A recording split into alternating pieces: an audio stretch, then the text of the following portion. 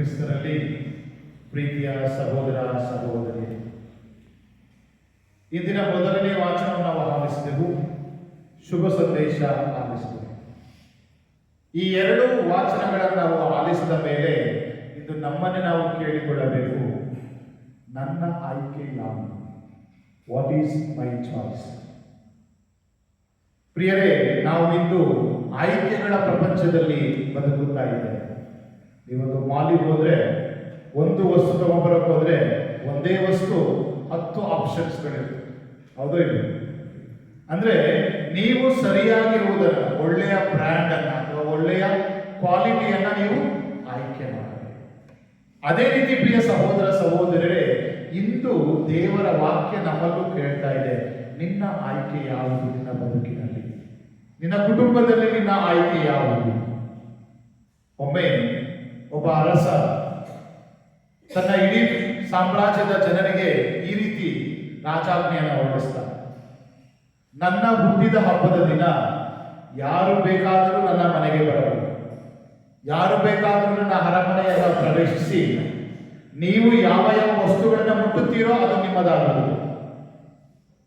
ಅವನಿಗೆ ಮಕ್ಕಳಿರಲಿಲ್ಲ, ತುಂಬಾ ಆಸ್ತಿ ಪಾಸ್ತಿ ಎಲ್ಲವೂ ಇತ್ತು. ಆದರೆ ಅದೇನ್ ಮಾಡ್ಬೇಕು ಅಂತ ಗೊತ್ತಾಗಲಿಲ್ಲ. ಅದಕ್ಕೆ ಅವನು ಈ ಒಂದು ಅನೌನ್ಸ್ಮೆಂಟ್ ಅನ್ನ ಮಾಡ್ತಾನೆ, ಯಾರು ಬೇಕಾದ್ರೂ ಬನ್ನಿ, ನನ್ನ ಹುಟ್ಟಿದ ಹಬ್ಬದ ದಿನ ಏನ್ ಬೇಕಾದ್ರೂ ತಗೊಂಡ್ಬೋದು. ಆ ದಿನಕ್ಕಾಗಿ ಆ ರಾಜ್ಯದ ಜನರೆಲ್ಲರೂ ಕಾಯ್ತಾ ಇರ್ತಾರೆ. ರಾಜನ ಹುಟ್ಟುದ ಆ ದಿನ ಬರುತ್ತದೆ. ಬೆಳಗ್ಗೆ 6 ಗಂಟೆ ಆಗಿರ್ಬೇಕು, ತಕ್ಷಣ ಜನ ಸ್ಟಾರ್ಟ್ ಆಗ್ತದೆ. ಈಗ ನಿಮಗೆ ಅದೇ ಆಫರ್ ಕೊಟ್ಟರೆ ನೀವು ಎಷ್ಟು ಜನ ಹೋಗ್ತೀರ ಅಲ್ವಾ? ಸೊ ಅದೇ ತರ ಜನ ಮುಗಿ ಬೀಳ್ತಾರೆ. ಅರಮನೆಗೆ ಹೋಗಿ ಒಬ್ಬ ಸಿಂಹಾಸನವನ್ನೇ ಎತ್ಕೊಂಡು ಹೋಗ್ತಾ ಇರ್ತಾನೆ, ಇನ್ನೊಬ್ಬ ರಾಜನ ಕಿರೀಟವನ್ನು ತಗೊಂಡು ಹೋಗ್ತಾನೆ, ಇನ್ನೊಬ್ಬ ಐಶ್ವರ್ಯದ ಆ ಮುತ್ತು ರತ್ನಗಳನ್ನ ತಗೊಂಡು ಹೋಗ್ತಾನೆ, ಇನ್ನು ಬೆಲೆ ಮಾಡುವಂತೆ ಎಲ್ಲ ವಸ್ತುಗಳನ್ನ ಎಲ್ಲ ಜನರು ಮುಟ್ಟುತ್ತಾರೆ, ಅದನ್ನು ತಗೊಂಡು ಹೋಗ್ತಾ ಇರ್ತಾರೆ. ಅದೇ ಸಮಯಕ್ಕೆ ಒಬ್ಬ 10 ವರ್ಷದ ಬಾಲಕ ಬರ್ತಾನೆ. ಆ 10 ವರ್ಷದ ಬಾಲಕ ಬಂದು ರಾಜನನ್ನ ಮುಟ್ಟುತ್ತಾನೆ. ರಾಜ ಕೇಳ್ತಾನೆ, ನನ್ನ ನೆನಕ್ಕೆ ಮುಟ್ತಾ ಇದೆಯಾ? ಹೋಗಲ್ಲಿ ಬೆಲೆ ಬಾಳುವ ವಸ್ತುಗಳಿದೆ, ಅದನ್ನ ತಗೊಂಡು ಹೋಗು. ಆಗ ಆ ಬಾಲಕ ಹೇಳ್ತಾನೆ, ರಾಜರೇ, ನನಗೆ ತಂದೆ ತಾಯಿ ಇಲ್ಲ, ನಾನೊಬ್ಬ ಅನಾಥ, ನನ್ನಲ್ಲಿ ಏನೂ ಇಲ್ಲ, ನಾನೊಬ್ಬ ಬಡವ. ಆದ್ದರಿಂದ ನಾನು ನಿಮ್ಮನ್ನ ಮುಟ್ಟುತ್ತಾ ಇದ್ದೇನೆ, ನೀವು ನನ್ನ ತಂದೆಯಾಗಿ. ಆಗ ಈ ಅರಮನೆಯಲ್ಲಿರುವುದೆಲ್ಲವೂ ಯಾರ ಪಾಲಾಗ್ತದೆ? ಆ ಪುಟ್ಟ ಬಾಲಕನ ಪಾಲಾಗ್ತದೆ. ಆ ತಕ್ಷಣ ಆ ರಾಜ ಎಲ್ಲಾ ಜನರಿಗೆ ಹೇಳ್ತಾನೆ, ನೀವೇನೇನು ತಗೊಂಡಿದ್ರೆ ಎಲ್ಲರೂ ವಾಪಸ್ ತಗೊಂಡು. ಏನಕ್ಕೆ? ಅದು ನಿಮ್ಮದು ಯಾರಿಗೆ ಸೇರಿದ್ದು? ಆ ಪುಟ್ಟ ಬಾಲಕನಿಗೆ. ಕಾರಣ, ಆ ಪುಟ್ಟ ಬಾಲಕ ಯಾರನ್ನ ಪಡೆದುಕೊಂಡ? ರಾಜನನ್ನ ಪಡ್ಕೊಂಡ. ಅದೇ ಬೇರೆ ಜನರು ಏನ್ ಮಾಡ್ತಾ ಇದ್ರು? ಬರೀ ವಸ್ತುಗಳನ್ನ ತಗೊಂಡು ಹೋಗ್ತಾ ಇದ್ರು. ಆ ವಸ್ತುಗಳು ಇವತ್ತಿರ್ತದೆ, ನಾಳೆ ಇರಲ್ಲ. ಅದೇ ರಾಜನೇ ನನ್ನ ಸ್ವಂತನಾದ್ರೆ ನನಗೆ ರಾಜನಿಗೆ ಸೇರಿದ್ದೆಲ್ಲವೂ ಯಾರ ಪಾಲಾಗ್ತದೆ? ನನ್ನ ಪಾಲಾಗ್ತದೆ. ಆದ್ದರಿಂದ ಪ್ರಿಯ ಸಹೋದರ ಸಹೋದರಿಯರೇ, ಇಂದಿನ ಇದೇ ಒಂದು ರೀತಿಯ ಸನ್ನಿವೇಶದಿಂದ ಮೊದಲನೇ ವಾಚನದಲ್ಲಿ ನಾವು ಆಲಿಸ್ತೇವೆ. ಸೊಲೊಮೋನ್ ಅರಸನ ಅವನು ರಾಜನಾಗಿದ್ದು ಬಹಳ ಚಿಕ್ಕ ವಯಸ್ಸಿನಲ್ಲಿ. ಅವನಿಗೆ ಯಾವುದೇ ಜ್ಞಾನ ಇರಲಿಲ್ಲ, ಯಾವ ರೀತಿ ನಾನು ಈ ರಾಜ್ಯವನ್ನು ಮುಂದುವರಿಸಿಕೊಂಡು ಹೋಗಬೇಕು, ಯಾವ ರೀತಿ ಜನರಿಗೆ ನ್ಯಾಯ ನೀತಿಯನ್ನು ಹೇಳಬೇಕು ಅಂತ ಒಂದು ಒಳ್ಳೆಯ ಜ್ಞಾನ ಇರಲಿಲ್ಲ. ಆದ್ರಿಂದ ದೇವರು ಅವನಿಗೆ ಕಾಣಿಸ್ಕೊಂಡು ಹೇಳ್ತಾರೆ, ನಿನಗೆ ಏನ್ ಬೇಕೆಲ್ಲವನ್ನ ಕೇಳು, ನಾನು ಕೊಡ್ತೇನೆ. ಅವನು ಐಶ್ವರ್ಯವನ್ನು ಕೇಳಿದ್ನ? ಇಲ್ಲ. ಅವನು ದೀರ್ಘಾಯುಷ್ಯವನ್ನ ಕೇಳಿದ್ನ? ಶತ್ರುಗಳ ನಾಶವನ್ನ ಕೇಳಿದ್ನ? ಯಾವುದನ್ನು ಕೇಳಿಲ್ಲ. ಅವನು ಕೇಳಿದ್ದು ಇಷ್ಟೇ, ಅದನ್ನ ಆಳುವುದಕ್ಕೂ ನ್ಯಾಯಗಳನ್ನ ಕಂಡುಹಿಡಿಯುವುದಕ್ಕೂ ನನಗೆ ವಿವೇಕವನ್ನು ದಯಪಾಲಿಸಿ. ಪ್ರಿಯ ಸಹೋದರ ಸಹೋದರರೇ, ಒಬ್ಬ ರಾಜನಿಗೆ ನಿಜವಾಗಿಯೂ ಬೇಕಾಗಿರುವುದು ವಿವೇಕ, ಜ್ಞಾನ, ಸುಜ್ಞಾನ. ಒಂದು ಒಳ್ಳೆಯ ಜ್ಞಾನವಿದ್ರೆ ಯಾವುದು ಒಳ್ಳೆಯದು, ಯಾವುದು ಕೆಡುಕು ಎಂಬುದನ್ನು ಅವನು ನಿರ್ಧರಿಸಬಹುದು. ಯಾವ ಆಯ್ಕೆಗಳನ್ನ, ಸರಿಯಾದ ಆಯ್ಕೆಗಳನ್ನು ಹೇಗೆ ಮಾಡಬೇಕು ಅನ್ನೋದು ನಮಗೆ ಸಿಗುವುದು ಯಾವಾಗ? ಜ್ಞಾನ ಇದ್ದಾಗ. ಆದ್ದರಿಂದ ಒಬ್ಬ ರಾಜನಿಗೆ ಅತಿ ಮುಖ್ಯವಾಗಿ ಬೇಕಾಗಿರುವುದನ್ನು ಆ ಸೊಲೊಮೋನ್ ಅರಸ ಆರಿಸಿಕೊಂಡ. ಇಂದು ನನ್ನನ್ನು ನಾವು ಕೇಳ್ಕೊಳ್ಳೋಣ, ಇದು ನನ್ನ ಆಯ್ಕೆ ಏನು ಈ ಪ್ರಪಂಚದಲ್ಲಿ? ಒಬ್ಬ ಕ್ರೈಸ್ತನಾಗಿ, ಒಬ್ಬ ಕ್ರೈಸ್ತಿಯ ಕುಟುಂಬದಲ್ಲಿ ಜೀವಿಸುವವನಾಗಿ, ಈ ಸಮಾಜಕ್ಕೆ ನಾನೊಬ್ಬ ಕ್ರೈಸ್ತನಾಗಿ ಬಾಳುವಾಗ ಇಂದು ನನ್ನ ಆಯ್ಕೆ ಏನು? ಪ್ರಿಯರೇ, ಈ ಸೊಲೊಮೋನ್ ಅರಸನಿಂದ 3 ಸಂದೇಶಗಳನ್ನು ಪಡೆಯೋಣ. ಆ ಸೊಲೊಮೋನ ಅರಸ ದೇವರನ್ನ ಏನನ್ನ ಕೇಳ? ಮೊದಲನೇದಾಗಿ ಪ್ರಿಯ ಸಹೋದರ ಸಹೋದರರೇ, ಅವನು ಕೇಳಿದ್ದು ಏನಂತ ಹೇಳಿದ್ರೆ, ಅವನು ಹೇಳ್ತಾ ಇದ್ದಾನೆ, ನಿಮ್ಮ ದಾಸರಾದ ನಾನು ಇನ್ನೂ ಚಿಕ್ಕವನು, ವ್ಯವಹಾರ ಜ್ಞಾನ ಇಲ್ಲದವನು. ನಿಮ್ಮ ದಾಸರಾದ ನಾನು ಅಸಂಖ್ಯಾತ ಮಹಾಜನಾಂಗದ ನಿಮ್ಮ ಸ್ವಕೀಯ ಜನರ ಮಧ್ಯೆ ಇದ್ದೇನೆ. ಅವರನ್ನು ಆಳುವುದಕ್ಕೆ, ನ್ಯಾಯ ನೀತಿಯನ್ನು ನಿರ್ಣಯಿಸುವುದಕ್ಕೆ ನನಗೆ ಸಾಮರ್ಥ್ಯವಿಲ್ಲ. ಆದ್ದರಿಂದ ನನಗೆ ಜ್ಞಾನವಿಲ್ಲ. ಪ್ರಿಯರೇ, ಅವನು ಕೇಳಿದ್ದು ಏನಂತ ಹೇಳಿದ್ರೆ, ನನ್ನ ಕರ್ತವ್ಯವನ್ನ ನಾನು ಸರಿಯಾಗಿ ಮಾಡುವುದು ಬೇಕಾದ ಜ್ಞಾನವನ್ನು. ಇದು ಸಮಾಜದಲ್ಲಿ ನಾವು ನೋಡ್ತಾ ಇದ್ದೇವೆ. ತಂದೆ ತಾಯಿಗಳಾಗಿ, ಮಕ್ಕಳಾಗಿ, ಸಹೋದರನಾಗಿ, ಸಹೋದರಿಯಾಗಿ ನಮ್ಮ ಕರ್ತವ್ಯಗಳನ್ನು ನಾವು ಸರಿಯಾಗಿ ನಿರ್ವಹಿಸುತ್ತಾ ಇದ್ದೇವೆ. ಇದು ನಾವೆಲ್ಲವನ್ನ ಕೇಳ್ತೇವೆ ದೇವರಲ್ಲಿ, ನನಗೆ ಅದು ಬೇಕು, ಇದು ಬೇಕು, ಎಲ್ಲವನ್ನ ಕೇಳ್ತೇವೆ. ಇನ್ನು ಮುಖ್ಯವಾಗಿ ನಾವು ಕೇಳಬೇಕಾಗಿರುವುದು, ನನ್ನ ಕರ್ತವ್ಯವನ್ನು ನಾನು ನಿಷ್ಠೆಯಿಂದ ನೆರವೇರಿಸಲು ಬೇಕಾದ ನಿಮ್ಮ ಜ್ಞಾನವನ್ನು. ಯಾಕೆಂತ ಹೇಳಿದ್ರೆ ಪ್ರಿಯ ಸಹೋದರ ಸಹೋದರರೇ, ಇಂದು ಪ್ರತಿಯೊಬ್ಬರಿಗೂ ಒಂದೊಂದು ಕರ್ತವ್ಯವಿದೆ ನಮ್ಮ ಕುಟುಂಬದಲ್ಲಿ. ಒಬ್ಬ ತಂದೆಯಾಗಿ ನಿನ್ನ ತಂದೆಯ ಕರ್ತವ್ಯ, ತಾಯಿಯ ಕರ್ತವ್ಯ, ಮಗನಾಗಿ ಮಗಳಾಗಿ ನಿನ್ನ ಕರ್ತವ್ಯ, ಸಹೋದರಿಯಾಗಿ ಸಹೋದರನಾಗಿ ನಿನ್ನ ಕರ್ತವ್ಯ, ಗಂಡನಾಗಿ ಹೆಂಡತಿಯಾಗಿ ನಿನ್ನ ಕರ್ತವ್ಯ. ಪ್ರತಿಯೊಬ್ಬರಿಗೂ ದೇವರು ಅವರದೇ ಆದ ಕರ್ತವ್ಯಗಳನ್ನು ನೀಡಿದ್ದಾರೆ. ಆದರೆ ನಾವೇನ್ ಮಾಡ್ತಾ ಇದ್ದೇವೆ? ಅನೇಕ ಬಾರಿ ನಮ್ಮ ಕರ್ತವ್ಯಗಳನ್ನು ಮರೆತು ಬಿಡುತ್ತೇವೆ. ನಮಗೊತ್ತು, ಒಬ್ಬ ತಾಯಿಯಾಗಿ ನನ್ನ ಮಗನನ್ನ, ನನ್ನ ಮಗಳನ್ನ ಸರಿಯಾಗಿ ನಡೆಸಬೇಕು. ಆದ್ರೆ ಇಂದು ಮಕ್ಕಳು ದಾರಿ ತಪ್ತಾ ಇಲ್ಲ. ತಂದೆ ತಾಯಿಯಾಗಿ ನಾವು ಫೇಲ್ ಆಗಿದ್ದೇವೆಯೋ, ಅಥವಾ ಮಕ್ಕಳು ತನ್ನ ತಂದೆ ತಾಯಿಗಳಿಗೆ ಗೌರವ ಕೊಡಬೇಕು. ಇಂದು ಹಿರಿಯರ ದಿನವನ್ನು ಆಚರಿಸ್ತಾ ಇದ್ದೇವೆ, ಅಜ್ಜ ಅಜ್ಜಿಯಂದಿರ ದಿನವನ್ನು ಆಚರಿಸ್ತಾ ಇದ್ದೇವೆ. ಈ ಸಮಯದಲ್ಲಿ ನಮ್ಮ ಅಜ್ಜ ಅಜ್ಜಿಯಂದಿರು ನಮಗಾಗಿ ಇಷ್ಟು ಕಷ್ಟಪಟ್ಟಿದ್ದಾರೆ. ನಾವು ಚಿಕ್ಕವರಾಗಿದ್ದಾಗ ನಾವು ಪೀಠಿಕೆಯಲ್ಲಿ ಬಹಳ ಚೆನ್ನಾಗಿ ಆಲಿಸ್ತೀವಿ. ನಮ್ಮ ಸುರಕ್ಷತಾ ಭದ್ರಕೋಟೆ ಅವರಾಗಿತ್ತು. ಹೌದೋ ಇವು? ನಿಮ್ಮ ಮೊಮ್ಮಕ್ಕಳನ್ನ ನೀವು ಯಾವತ್ತಾದ್ರೂ ನೆಲದಲ್ಲಿ ಬಿಡ್ತೀರ ಜಾಸ್ತಿ? ಎಲ್ಲಿ ಅವ್ರು ಏನ್ ಮಾಡ್ಕೊಳ್ತಾರೋ ಅಂತೇಳಿ ಎಷ್ಟು ಪ್ರೊಟೆಕ್ಟ್ ಮಾಡ್ತಾರೆ ಅಲ್ವ? ಅಂದ್ರೆ ಆ ರೀತಿ ನಮ್ಮ ಅಜ್ಜ ಅಜ್ಜಿಯಲ್ಲಿ ನಮ್ಮನ್ನ ಪ್ರೊಟೆಕ್ಟ್ ಮಾಡಿದ್ದಾರೆ. ನಮಗೆ ನೀತಿ ಬೋಧಗಳನ್ನು ಕೊಟ್ಟಿದ್ದಾರೆ.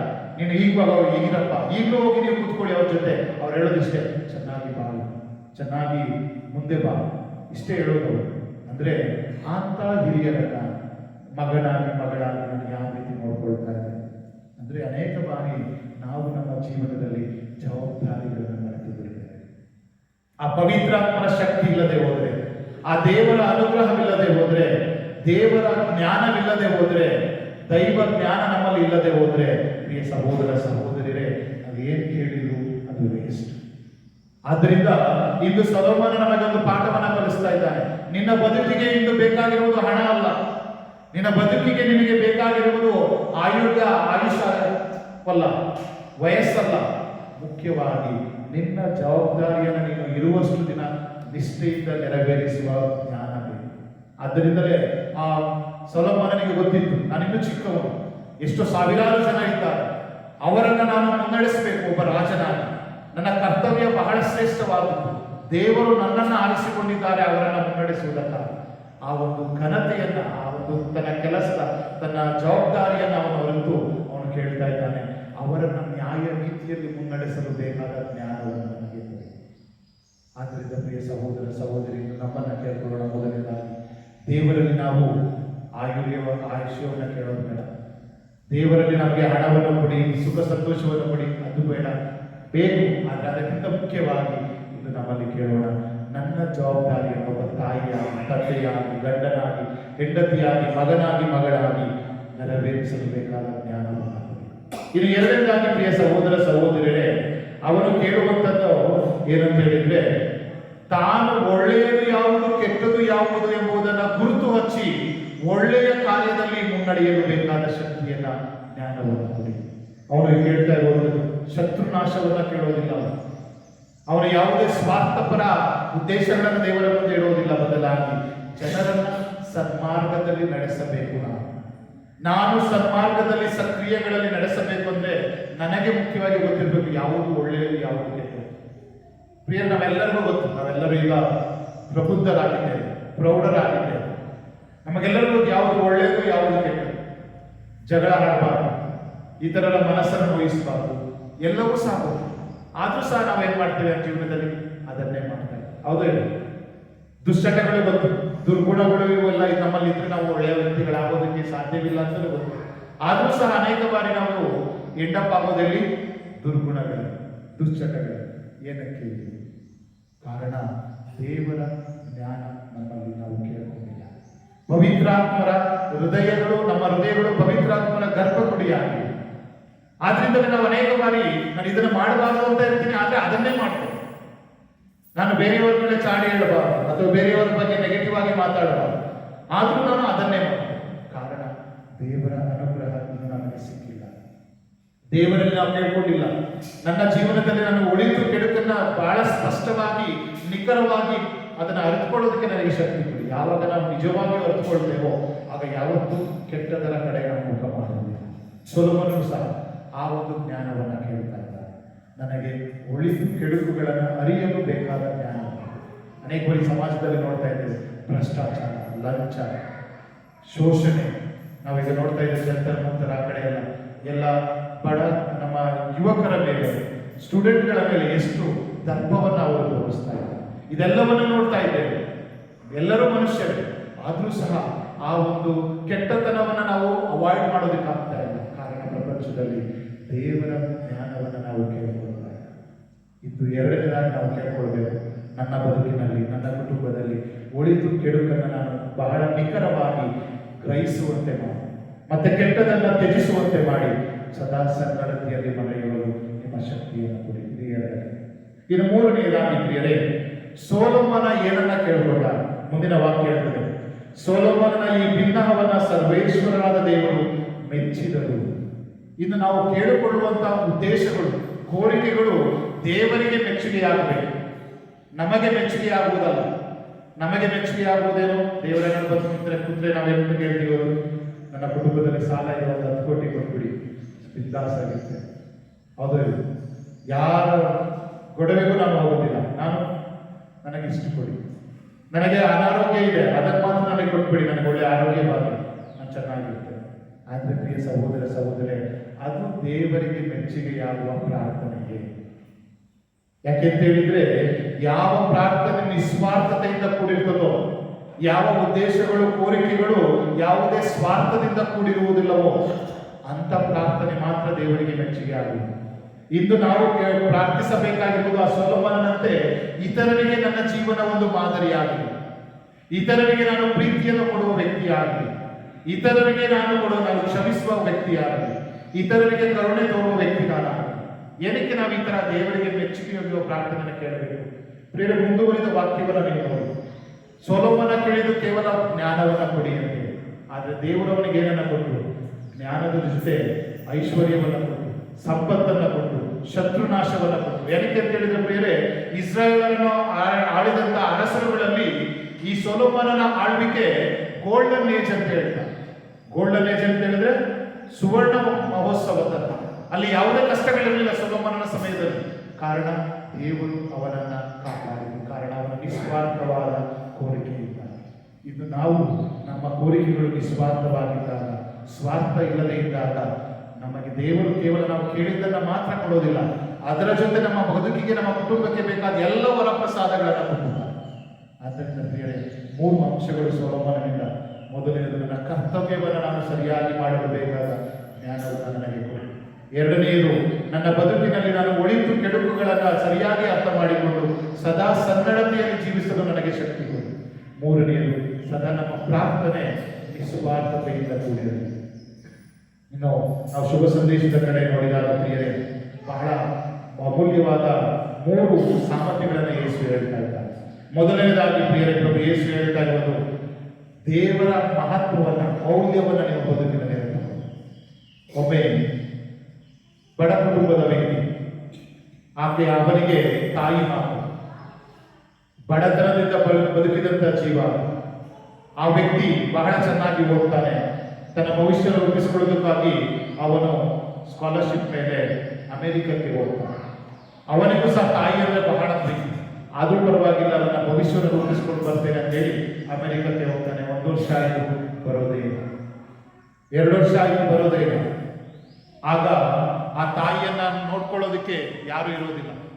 ಆ ತಾಯಿಯನ್ನ ನೋಡ್ಕೊಳ್ಳೋದಕ್ಕೋಸ್ಕರ ಆ ಊರಿನವರೇ ಸಹಾಯ ಮಾಡೋದಕ್ಕೆ ಬರ್ತಾರೆ. ಪ್ರತಿದಿನ ಊಟವನ್ನು ತಂದು ಕೊಡ್ತಾರೆ, ಅವರ ಖರ್ಚು ವೆಚ್ಚಗಳಿಗೆ ಬೇಕಾದದ್ದೆಲ್ಲವನ್ನು ತಂದು ಕೊಡ್ತಾರೆ. ಸೊ ಆ ಸಮಯದಲ್ಲಿ ಯಾಜಕರು ಒಂದಿನ ಆ ಮಹಿಳೆಯನ್ನು ಭೇಟಿ ಕೊಡ್ತಾರೆ, ಕೇಳ್ತಾರೆ, ನಿಮ್ಮ ಮಗ ಇಷ್ಟು ಓದ್ನಲ್ಲ ಅಮೆರಿಕಕ್ಕೆ, ವಾಪಸ್ ಬರಲಿಲ್ವಾ? ಅವನು ಬರ್ತಾ ಇಲ್ಲ. ಹಣವನ್ನು ಕಳಿಸ್ತಾ ಇಲ್ವಾ? ಹಣವನ್ನು ಕಳಿಸ್ತಾ ಇಲ್ಲ. ಪ್ರತಿ ತಿಂಗಳು ಒಂದೊಂದು ಲೆಟರ್ ಬರ್ತಾ ಇದೆ ಅಂತೇಳಿ ಆ ತಾಯಿ ಹೇಳಿ, ಯಾಜಕರು ಹೇಳ್ತಾರೆ ಅದನ್ನು ತಗೊಂಡು ಬಂದಾಗ ಅವರು ನೋಡ್ತಾನೆ, ಅದರಲ್ಲಿ ಒಂದು ಲೆಟರ್ ಇರ್ತದೆ, ಅದ್ರ ಜೊತೆ ಪ್ರತಿ ತಿಂಗಳು 250 ರೂಪಾಯಿಯ ಡಾಲರ್ಗಳ ಒಂದು ನೋಟ್ ಇರ್ತದೆ. ಅಂದರೆ $250 ಅಂತ ಹೇಳಿದರೆ ಈಗ ಪ್ರಸ್ತುತವಾಗಿ ಎಷ್ಟು ಬರ್ತದೆ? ಸರಿಸುಮಾರು 25,000.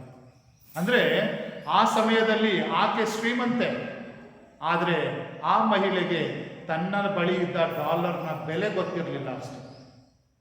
ಪ್ರಿಯ ಸಹೋದರ ಸಹೋದರಿ, ಅದೇ ಥರ ಅನೇಕ ಬಾರಿ ನಮ್ಮ ಬದುಕಿನಲ್ಲಿ ಆಗ್ತದೆ. ದೇವರ ಬೆಲೆ ನಮಗೆ ಅನೇಕ ಬಾರಿ ಗೊತ್ತಿರೋದಿಲ್ಲ. ದೇವರ ಒಂದು ಮಹತ್ವ ನನ್ನ ಕುಟುಂಬಕ್ಕೆ ಏನು ಅನ್ನೋದು ನಾನು ಅರ್ಥಕೊಂಡಿರೋದಿಲ್ಲ. ಆದ್ದರಿಂದ ಯೇಸು ಹೇಳ್ತಾ ಇದ್ದಾರೆ, ಹೇಗೆ ಆ ನಿಧಿಯನ್ನ ನೋಡಿದಾಕ್ಷಣ ಆ ವ್ಯಕ್ತಿ ತನ್ನಲ್ಲಿದ್ದುದೆಲ್ಲವನ್ನ ತ್ಯಾಗ ಮಾಡಿ, ಎಲ್ಲವನ್ನ ಮಾರಿ ಆ ನಿಧಿಯನ್ನ ಕೊಂಡುಕೊಳ್ಳುತ್ತಾನೆ. ಆ ಒಬ್ಬ ವ್ಯಾಪಾರಿ ಮುತ್ತು ರತ್ನಗಳನ್ನ ನೋಡಿ, ಬೆಲೆ ಬಾಳುವ ಮುತ್ತನ್ನು ನೋಡಿ, ಒಂದು ಮುತ್ತಿಗೋಸ್ಕರ ತನ್ನ ಇಡೀ ಸಂಪತ್ತನ್ನ, ತನ್ನ ಆಸ್ತಿಯನ್ನ ಅವನು ತ್ಯಾಗ ಮಾಡ್ತಾನೆ, ಆ ಮುತ್ತನ್ನು ಕೊಂಡುಕೊಳ್ಳುತ್ತಾನೆ. ಇಂದು ನಮ್ಮ ಬದುಕಿನಲ್ಲೂ ಸಹ ಆ ದೇವರ ಒಂದು ಮಹತ್ವಕ್ಕಾಗಿ, ಆ ಯೇಸುವಿಗಾಗಿ ಇಂದು ನಾವು ತ್ಯಾಗ ಮಾಡಲು ಸಿದ್ಧರಾಗಬೇಕು. ಏನನ್ನ ತ್ಯಾಗ ಮಾಡಲು ನಾವು ಸಿದ್ಧರಾಗಬೇಕು? ನಮ್ಮಲ್ಲಿರುವ ದುರ್ಗುಣಗಳನ್ನ, ನಮ್ಮಲ್ಲಿರುವಂತಹ ಅನೇಕ ಬಾರಿ ನಾವು ಹೇಳ್ತೇವೆ, ನಾನು ಬಿಸಿ ಇದ್ದೇನೆ, ನನಗೆ ಕೆಲಸ ಇದೆ, ಆದ್ದರಿಂದ ನನ್ನ ಕುಟುಂಬ ಪ್ರಾರ್ಥನೆಗೆ ಬರಕ್ಕಾಗ್ತಾ ಇಲ್ಲ.